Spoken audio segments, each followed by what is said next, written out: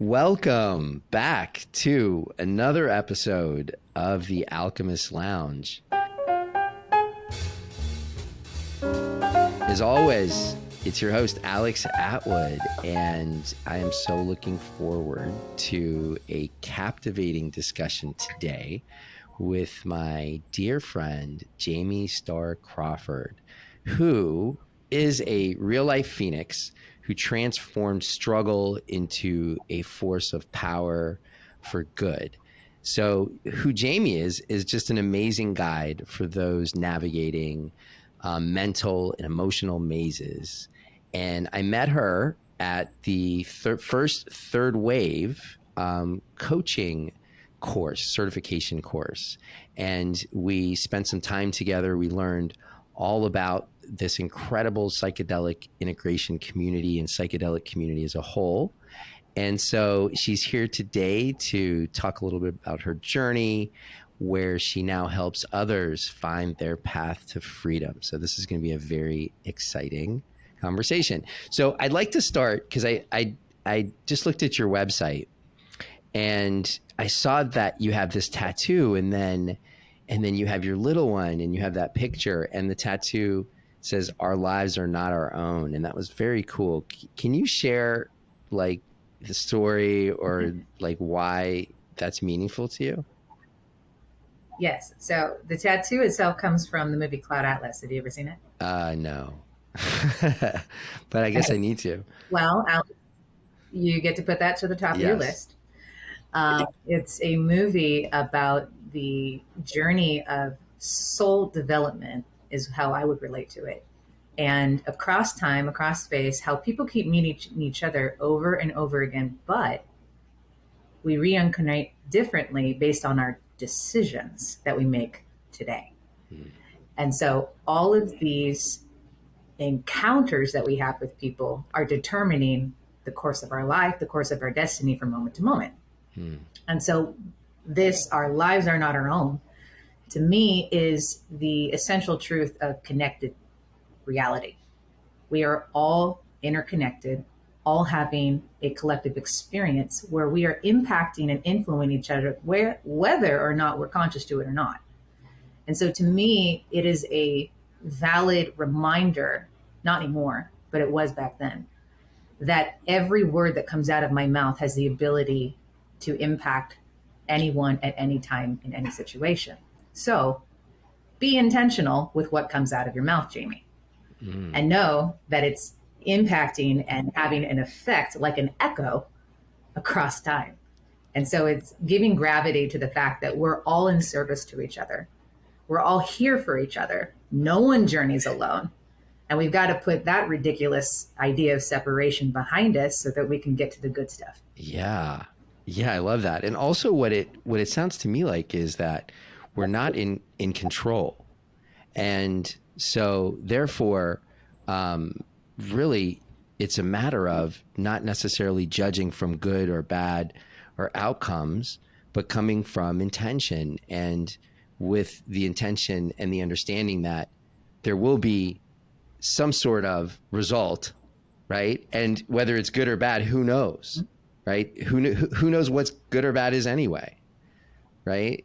I love that. I love that. There's so many different meanings there, and having it there on your website was just, it was really cool and impactful. So, but take us back in time, because we haven't had a chance to like really connect about your journey.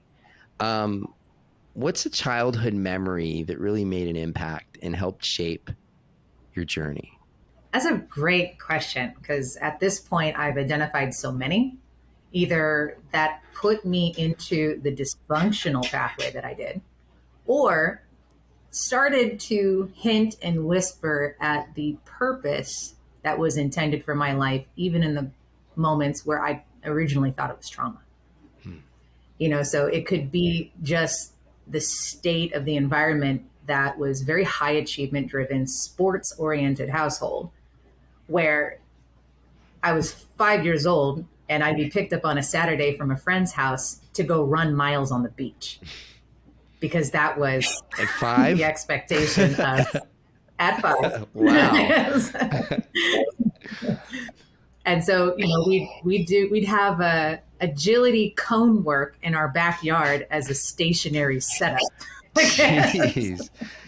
Oh, wow. It's like Ninja Warrior. So yeah, it kind of felt that way at times. And, right now I gained so much appreciation. At first it was, how could you do this to me? And now it's like, oh, thank you for showing me what excellence looks like. Thank you for showing me what drive, determination, and how to overcome anything, because you gave me discipline so that I could put that into usefulness one day, after I would go through my own rebellion, of course.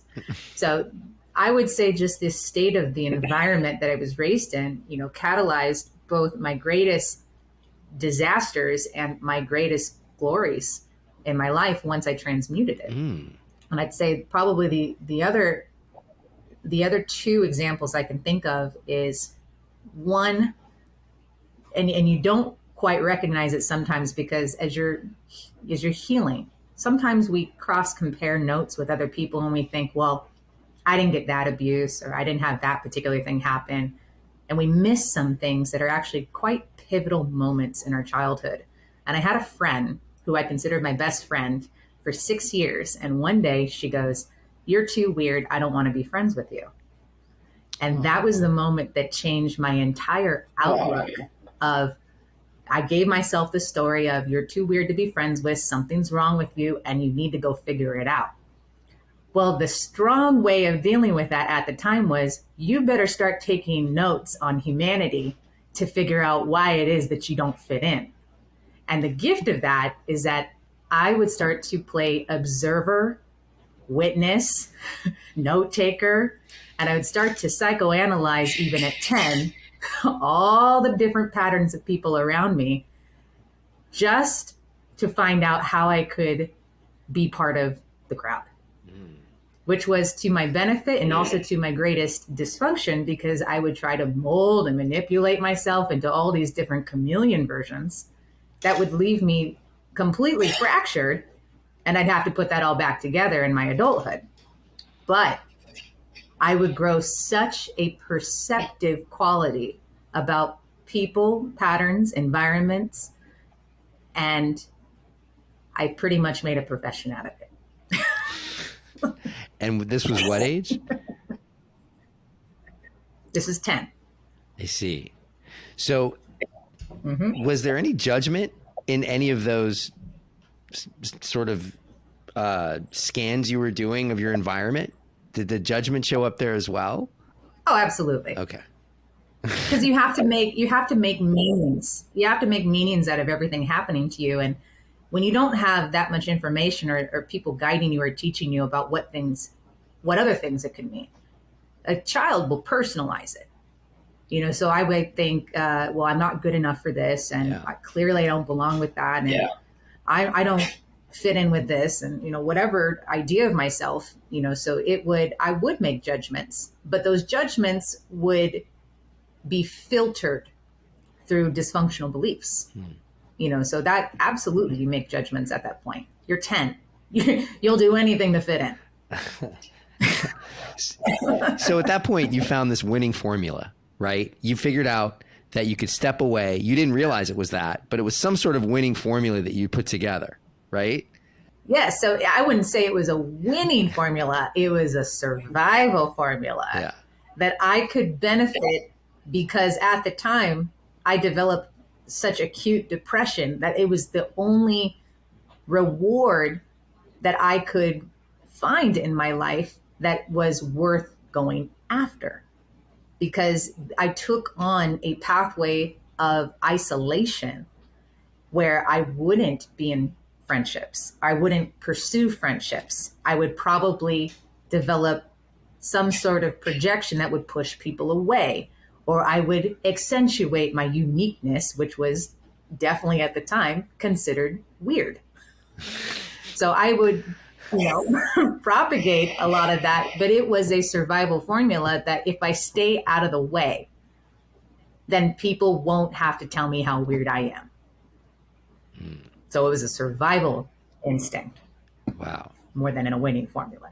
Yeah. Yeah. Well, I guess it could be covered up as like, hey, I'm winning, right? But at the end of the day, you're right. At that point, you're surviving. So how did that show up? Like, as you started to get older? Yeah. The inability to maintain friendships. There was always this constant voice assessing, reassessing. What are they looking at? What are they thinking? What are they going to push me away? Should I push them away first? Do they not like what I'm wearing? I just too loud right there? Am I too emotional? Are they going to, look at this? Are they going to think this of me? I better fix that quick. Yeah. So this constant rumination of judging. Yeah. And thinking to myself, I'm not quite sure who I am, but if I'm enough like that person, maybe we'll get together and I should develop an interest in what they're interested in so that we can find some common ground here. I did that with every friendship. I did that with every boyfriend. Yeah. And the best part was I really found genuine interest in it. So I developed a Renaissance approach to being a Jane of so many different trades because I was genuinely interested. I want to know why you liked what you liked. But I didn't know who I was. So I would take on your traits until they didn't work anymore. So that would later on cause a bit of a break, a bit of a meltdown, certain suicidal moments in life where the depression and the fracturing became way too much. It manifested into gut conditions, thyroid conditions, kidney conditions, chronic migraines. I couldn't sleep well. I'd have nightmares 4 times a week. I didn't eat correctly. I was addicted to alcohol. I developed codependent relationships. So when you look at the result of how that pathway would then explode in my 20s, there was more dysfunction than function. And the thing is, I was just wise enough and intelligent enough to keep going. Well, I'm absolutely positive that there are those in our audience that resonate with that story. And I happen to watch some junk TV. And if you ever watch junk TV, any reality show type of situation, you'll find lots and lots of these constructed sort of relatable reference points that people attempt to build relationships on. And inevitably, and I think part of the success of some of these types of shows are the drama that comes from there. But in real life, that drama is actually trauma. And you continue those patterns and they're almost reinforced by what's happening out in the social stratosphere. Right. So, what you just described is something that I think is there's a pattern that just keeps happening over and over again. When did you come to a point where you actually realized you had awareness of these patterns that you created? I would say maybe around my mid-20s is when I started to gain a bit of honesty. And I would say honesty because I would, no matter how much feedback I would get from my mother about how the direction of my life was headed, I always had some justified reason why it was totally fine. And I was righteous enough and defensive enough that I could make a really valid case for why it was okay that, I would choose the profession that I did, and why it would be okay I'd go out that many times a week, or why I would be able to throw everything I had in my relationship. And it's okay. Relationships matter. They're the most important thing. Well, when the rest of your life is falling apart, relationships are a great place to hide. So I would say probably mid-20s. And then it really came to a point where I entered a relationship with an individual that I fell madly in love with. And we were going to get married. That was it. I was like, you found the one.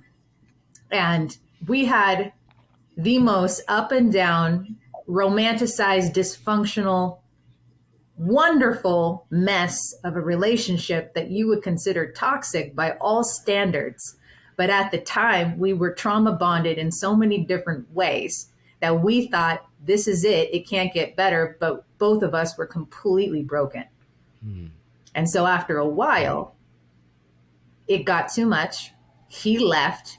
I fell apart and I went to the bottom because I put everything I had, all of my stock was invested in that company. And so when that fell apart, I went into a really deep hole. And that was a dark night of the soul that I had to go through, where I said, you know what? You better figure something out quick, because this is not working. Nothing is working for you anymore. Let's get real. And that was the beginning, is that I had to break in such a way and have my reality taken, is what it felt like at the time. But it was a collapsing. It was a wake-up call to say, you can't do this anymore. Do you see that? It left. It left you with what? Now you got to face all this. Oh no. Shoot. You're right. Let's walk. That was it. A reality check. A reality check will do it. Yeah. So what was next?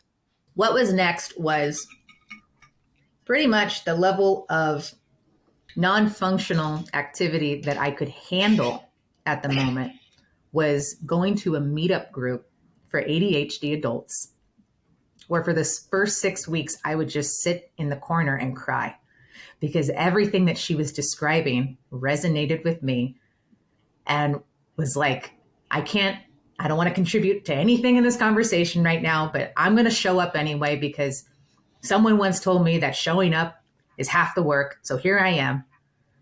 And that showing up turned into starting to use the tools of self-awareness and self-inventory, because what I understood was, oh, it begins in the mind. So this whole thing I have is all messed up and jacked up and twisted. I have to untwist all this stuff in my mind that's producing these terrible emotions and this unfavorable behavior. What more can I learn? So I would go down this pathway for 10 years of picking up every book, going to every training, listening to every podcast, all about the mind. And then that would lead me to the mind-body connection. What is energy? How does that work? What is trauma? How does trauma work? Oh, wow, that is trauma. Oh, wow, that actually impacted me.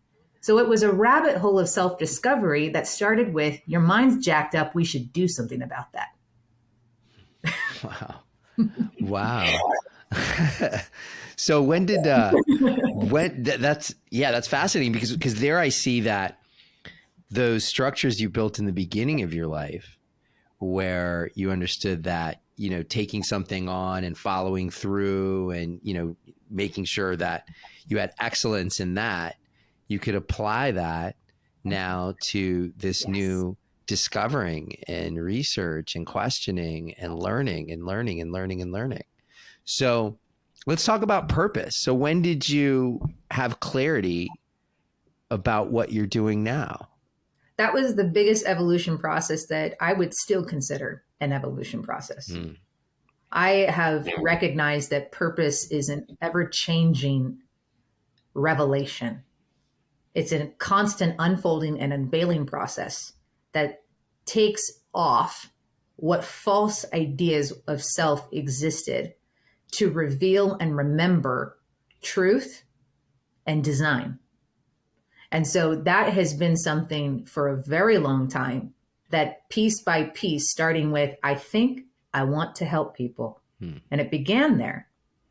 And I would follow the breadcrumbs, and I would follow the impulse and the inspiration to go to what is next. And this 100% drove my mother mad, because I didn't follow the pathway. Nobody in my family was like, here's how to be an entrepreneur, and here's how to take your own pathway, and here's how to, build your own thing. I was supposed to go the pathway of the 9 to 5, and I didn't. And that put me through master's in counseling program. Nope, that wasn't it. And then I would go to, this energy Reiki work. No, that wasn't it, but I learned something. And I would go through NLP practitioning. Oh, that's more a piece of, but that's not all it, and so it would keep unfolding and unfolding and unfolding. And over that course, I would recognize in this moment, I have something that could help someone. And so I would do that. And then the next unfolding adventure would say, aha, you have more pieces. Now you have more clarity. Now you have more tools. Now you have more to give others. And so that's what it's been for 8 years, is a constant unfolding process that defines and then redefines my purpose. There's a lot of alchemy in that statement. Tons. What triggers where you want to focus your energy? Like, is there a particular, is it an evolution, or do you just sort of allow it to unfold? So I understand, and it's gone past belief. It's just something I understand about the way that we work in our impulses, not our impulses that are instincts built from, certain algorithms. I mean, the impulses of desire, the ones that are inspired pictures and visions and passions and things that wake you up in the middle of the night, or things that you become really interested in. And that's a scent. That's a scent that you can follow. And the more you articulate what exactly that is, the more information you'll be given about that thing. And so it's about following the scent that is of desire, of, some people call it higher calling. Some people call it inspiration. It's just the one thing that you agree with the most, that you're like, yeah, that I want more of that. And you follow that. And so for me, it was every so often I would learn to articulate the vision I was seeing and who that vision was for and what role I was playing in that vision. So there'd be certain components that would evolve and that would change, and they'd have a new articulation and a new picture. And every time I would get that new picture, I'd ask myself, okay, who am I in that picture? What role am I playing? Who am I helping? In what ways? What's the goal? How do we do that? And then, ta-da, now it's articulated. So once articulated, then I could put my yes stamp to it, because that is also what is required for us when we get that, oh, I should be doing this. Oh yeah, you got to go say yes to it. Go say yes to it. And then watch life literally move mountains and part seas so that you can actually go do that thing. Because sometimes life, God, is sitting there going, I need this to happen, and you're the person to make it happen. All I need is your yes, and I'll do the rest.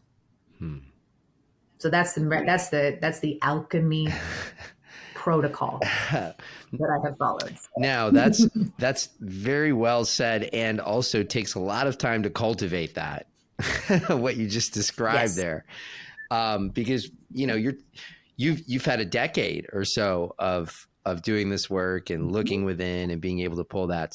And, this is tough stuff for some people who are just trying to get their arms around all of this. So you mentioned some visualization. What are some go-to practices or some routines that have sort of helped you along the way, and that maybe something that you use today that you feel like you use with people that you work with and they're very effective?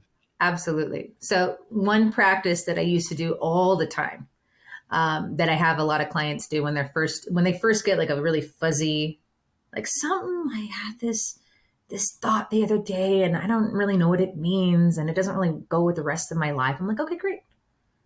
So I want you to 20 minutes every day, meditate and go, I'd like that thought to come to me and let's play. Let me just play with it. Because sometimes the picture, we give it way too much pressure, as though if I need to figure it out right now, instead of just playing with it. And so sitting with the picture Even just the one little thought that I get, and I go, okay, let's play. Tell me more. Tell me what else. And so that's a very short 20-minute visualization. I'm just going to sit here and whatever comes to me, and now I'm going to write it down. Well, you do that so many times and you write it down so many times that you start to see a pattern. And you start to get the certain information more often over and over again. You go, okay, I think I get the picture. I think this is it. I think I'm supposed to go this direction. So that visualization practice is one way to let information begin to arrive to you, because why? You took the time to give it attention. If you don't take time to give these things attention, and that's what we do usually in the beginning stages, we kind of write it off. Like, oh, it's that thought that passes by, and then it hits one of the misbeliefs that I've got, and I go, not for me. It's too much money. It's too much. That kind of thing. It's like, no, daydream. Sit with it. Play with it. Invite it in. Just be with it for 20 minutes. That's 20 minutes of your day, and then you can go back to your life. You can go back to your program. 20 minutes a day. Another process that I have that I've given myself is a 5-minute, what is my purpose? So it's a journaling practice every day. Sometimes you do it at night, just what is my purpose? And that can help demystify even the quality of purpose, because even in our society, we got such a large connotation behind it. And it's like, oh man, that's a daunting thing to find out what my purpose is. And it's like, oh, well, you have a purpose today. You have a purpose with your friend. You have a purpose at your company right now. You've got a purpose just showing up to the grocery store and being kind to that person in front of you. Why is that not a purpose? So it helps to mystify the fact that there's one answer when there isn't. It's an unfolding answer because you're so much bigger than what you think. And so having that practice where you go, what's my purpose? And stream of consciousness flow, where you just put your pen to paper and whatever comes out, you just write down. And sometimes you go, I think I knew that. And sometimes you go, how does that relate? But either way, if you do that enough times, you start to get a pattern, because that's what you're looking for, is a pattern. We recognize patterns, we work in patterns, we follow patterns. So when we get a pattern, somehow the ego goes, oh, I see the familiarity here. I get what's happening here. Okay, fine. I could play with this more. That works. And I'm not so terrified of it because I'm demystifying the gravitas of like, I need to find my purpose. Or you could just sit down for 5 minutes and journal for what's my purpose? I'm waking up today. Okay, great. What's your purpose tomorrow? I don't know. I'm going to work. Okay. The next day, what's your purpose? Being a big sister. Okay. Well, then the next day, well, what's your purpose? Being kind to people. Oh, you see, we're going somewhere here. We're getting out of the layers of doingness and commitments and roles. And then finally we get to the good stuff of like, I don't know, to love people. What? That's an ambiguous answer. What do I do with that? I don't know. Keep going. Keep going. So something like that is simple as what is my purpose? 5 minutes every day as an exercise. Doesn't matter what you find, just do it, because it's an unfolding process that will take you on a journey of exploration into places that you didn't know existed in you. Wow. I can't tell you how many times I've had a conversation where it's been, what's your purpose? And you immediately, at least for me, it lands on me like, I better come up with just such an inspiring, heartfelt, deep, meaningful, broad, expanded, like kind and non-ego, non-dogmatic. And the next thing you know, it's just, you just fall into this trap. And I love that because life is always unfolding and your purpose can change and it can deepen. And so that's wow. I want to talk about self-confrontation. It sounds like part of the visualization technique that you were talking about included some self-confrontation, but that's a real powerful tool in your kit. So could you share why it's so important, and maybe like for a few of those self-confrontation questions that that help to guide you? Absolutely. So the purpose of self-confrontation is to meet ourselves in an honest way, because the ego constantly is giving us a false perception of what we are and what we're capable of. And so we have to get behind walls of trauma and things we really bought into, like, I'm just not that kind of a person. And it's like, are you? Really? Are you? So self-confrontation is an unpack, not an unfolding, an unpacking process that requires, first of all, radical honesty in a way that if anything that I am asking for is landing at all as a question, sit with it. Don't run from it. Don't write it off. Don't invalidate it. Sit with the question and just try it on like there could be something there. The reason that we want to very carefully and graciously unpack our perception of self is because we are wired to keep that projection fit. Like the ego's job is to keep this illusion alive. And so to be like, oh my God, have I been lying to myself? Well, yeah, of course. The ego's job is to give you this idea so that you never walk into that pain ever again at 5 years old. But, we're 35 now and maybe we can handle it. But the 5-year-old in us is like, nah, bro, you can't handle that. So we're just going to keep pretending that we're this person and you don't belong there. We don't read the self-help books, that we don't do therapists. That's just not our thing. I don't talk to people. That's not our thing. And it's like, it might be. It might need to be your thing. So it's like the idea of it might need to be a process that I walk down.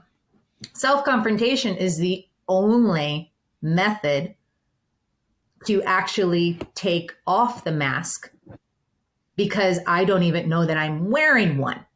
That's the issue, is that we don't even realize that our personality that we think we are is a constructed one. Constructed, bought into, developed, conditioned. And here we are thinking, oh, it's just how I'm made. I'm made all messed up and broken. And I'm just an angry person. Are you? Because we do that. We protect this illusion. And we're not necessarily doing that, as a negative intention. It's just the design of the ego. So the confrontation process must be willing to challenge every identity statement that I've ever given myself, to say, you know what, am I though? Am I these things that I box myself in and label? Am I really that just kind of person? Maybe not. Even a question like that, because going back to, what kind of questions? Challenging statements like that to say, am I really? Or where did I believe that? Where did I get that? Who told me that? Who decided that? Those are shaking questions that are going to at least loosen the grip of what you think is truth, so that it starts to really reveal itself as, oh, wait, that was just a belief that I bought into. Interesting. What else did I buy into? What other mask do I have? Am I really this kind of a person, or did I just learn to people please to get love and attention? I wonder, oh shit, that's really threatening, because what if I'm not this kind of a person? Hold on. Because self-confrontation, if done outside of compassion, doesn't work. I must have grace and compassion and unconditional kindness for myself to even go through the confrontation process, because otherwise my ego won't give it up. I've got to start with kindness for all that I find, and compassion that I was even that way to begin with. Because what we're going to have to recognize and realize is that all these things that we find, none of them are true. None of them are us. We know that. But most people don't. Most people, including us at one point, really bought into like it's us, and it's not. And so we have to ask questions with total kindness, absolute self-regard for ourselves, to be like, okay, no matter what I find, no matter how disgusted I feel at this, no matter how much I want to reject this or angry or grossed out I get about this, I'm going to be okay because I demand kindness from myself. You're going to, you know what? This is fine. Because compassion leads to awakening, understanding. I see why this happened. I get why I would do this. I know why I made this up, and I know where this came from. I see the pattern unfolding. Wow, this feels more powerful because I can do something about it. As opposed to like, that's too much, get it away. That's a lot of unpacking. And it's a lot of unpacking. It's a lot of unpacking. This kind of leads to where we met, which is through psychedelics. So, and I say that because I'm really curious as to how you see psychedelics playing a role in this unpacking or in mental health, you know, broadly. Right. That's a great question. And so if we understand that the role of the ego is to categorically keep certain things in order so that we're comfortable, we have this illusion of control, this illusion of safety. If I'm like walking away from danger and I'm in this cute little safe box here, there are certain things that even through 30 years of talk therapy, I will never address because certain defense protocols are saying, if you dare look behind this, you're going to die. And so what happens is that my soul, I've got many, many realms of my soul. You can say soul is synonymous with mind. So this soul, I'm not soul, I'm spirit. I have a soul in a body. But this soul has many different rooms, and sometimes those rooms don't talk. Sometimes those rooms have locks on them that if you open them, you'll explode. So what psychedelics do is open all the doors, turn off the defenses, and let everybody come into the living room so that we can have a conversation.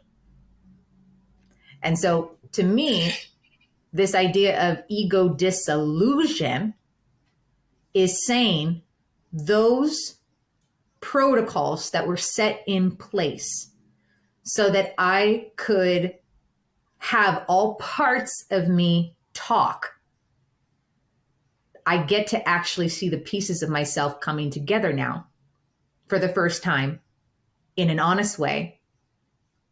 All these compartments opening up in a way that I didn't think that they could. When we have all parts of us starting to talk, what happens is there's a coherence that is created. And a coherence is another way of saying wholeness is being restored. Because through conditioning and trauma, we fracture, we dismember. And so we want to put those pieces back together so that we can function from a state of harmony. So when we can't function from a state of harmony, we're in disharmony, which leads to dysfunction and disease. Psychedelics are another way of allowing that conversation to happen so that I can actually have an experience that is authentic, even if it's difficult for me to experience. All those pieces can come back together. That's my take on soul. Yeah. Yeah. And all of that unpacking when psychedelics, specifically in a group setting, happens, can happen in a way that expands through the power of the group and also through just the connections that aren't just made there, but in the relatedness that everyone feels. Because as you said, when we started, we're all in this same journey. And connecting to others who are going through the same process is extremely powerful, with or without psychedelics. So lastly, I want to talk about self-care, because that's so important when we're talking about self-confrontation and we're talking about all this stuff that we're taking like right head on and deconstructing all of this scaffolding that's been put across our lives and in our minds. Do you have any tips for listeners out there who might be, needing self-care, maybe battling anxiety or depression or any of those sort of things, like based on your own journey towards your like evolution and emotional well-being? Yeah, to me, self-care is synonymous with boundaries. Like just plain and simple. Like that is self-care to me. And I've had an evolving idea of self-care that originally was like, take a bath, drink a glass of wine, watch a movie. And then it evolved into, well, how exactly is that enhancing or benefiting me? If I'm caring for myself, is this not a process of restoration? Well, what is restoration? Well, that's a great question. I don't know if this movie is essentially restoring me or this glass of wine is restoring me. So then I would go down, a pathway that would say, well, are these things that I'm using actually escape? Are they numbing? Are they soothing acts of self-care? And then I really got to the end where I said, wow, the greatest act of self-care I can use is boundaries. Knowing when to say yes, when to say no, how much to give, when to give it, what you're capable of, when you need to be filled up first, and having certain regulations for yourself put in place so that it could guide you into greater pathways of empowered living. So I think exploring, where do I not have boundaries, either with myself, like where do I say I'm going to do something and then, give into an obligation or put it on the back burner, or, I scheduled a massage and I'm going to go, I really need it because I've got all this tension in my shoulders and it's been causing a headache. And I'm like, okay, great, go schedule it. Well, I had to, prepare a dinner for my family and da-da-da. It's like, wait, hold on. That was a boundary that was possible for you to actually follow through on a self-care act. Notice that it has nothing to do with that act itself, but the permission quality and the follow through of that intent. So if we lack boundaries, we don't actually have access to full care of ourselves because I'm constantly compromising and negotiating. And through those negotiation processes, I'm giving up my sovereignty. I'm giving up my priority. And how do I even find the time to care for myself if I don't put myself as a priority? So whether that's I have a philosophy of parenting that says everybody goes first but me, or I have a pattern, a role that I picked up in my family that says I need to take care of everybody and I need to make sure that they're done. If they're taken care of, I'm fine, or my business needs me and I need to, spend 80 hours a week doing X, Y, and Z. And if I don't, well, then we're going to go under. This is going to suffer. That's not going to get done. And then I don't actually go to the place where I think, well, if I do have boundaries, what other things can I put into my life so that I can put myself as a priority? Because our health will suffer if there is no boundary. So self-care to me is boundaries. Wow, that's powerful. And it is something that feels like honoring your boundaries really allows for freedom. Yeah. Wow. Absolutely. Wow. It's the foundation for freedom. Mm-hmm. Knowing what you want and having boundaries put in place so that you can actually honor that desire, honor your values, honor your pathway. And in honoring your own priorities, you have so much more bandwidth and sustainable practices that you can serve at such bigger levels with more space inside of you because there is such fullness about you. Wow. That's something that really reframes how we look at how we structure our time and honor ourselves. So, wow, we've covered so much here, Jamie. This was incredible. You're doing so much in terms of your own self-work, but I know that you do quite a bit for others who are going along the path. So people that are listening to this and feel that they would want to reach out to you, how would they do that? So you can go to my website. That's how the majority of people find me. I have my booking there. You can schedule a call with me and we can connect and see, where you're at. What do you need? If I can support you, and what kind of pathway would that look like? I always want to make sure that people are clear before they ever go down a pathway, because the more clarity that you have about what you need, the stronger participation you will have with the people that you call in to support you. So that's I want to get people onto a call with me so that they can get clarity, even just for themselves, that they know what they're participating in and what they need, so that they can clarify that. So that's go to the website, book a call, and then we go from there. Awesome. Simple. And life can be simple if you just honor your boundaries, yes, find your freedom, find your empowerment. Thank you so much. This was such a fascinating conversation, reframed so much, and I can't wait to see you soon.